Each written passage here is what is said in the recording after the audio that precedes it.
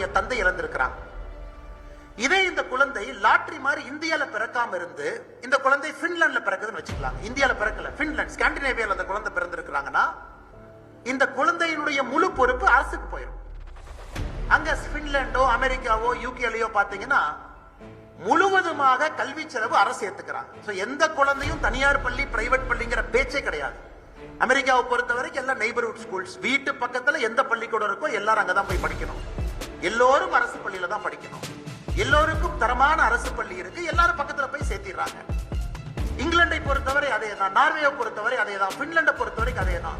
அதை தாண்டி நான் தனியார் பள்ளிக்கு போகணுமா போலாம், ஈட்டன் மாதிரி பெரிய பள்ளிக்கூடத்துக்கு போலாம். எனக்கு இந்தியாவில் சுதந்திரத்திற்கு பிறகு நம்முடைய நாடு 2 இடத்திலே நாம் தோற்றிருக்கின்றோம் என்று உறுதியாக சொன்னால் கல்வியிலே தோற்றிருக்கின்றோம், மருத்துவத்திலே தோற்றிருக்கின்றோம். காரணம் என்னன்னாங்க, பணம் இருப்பவர்களுக்கு ஒரு மாதிரி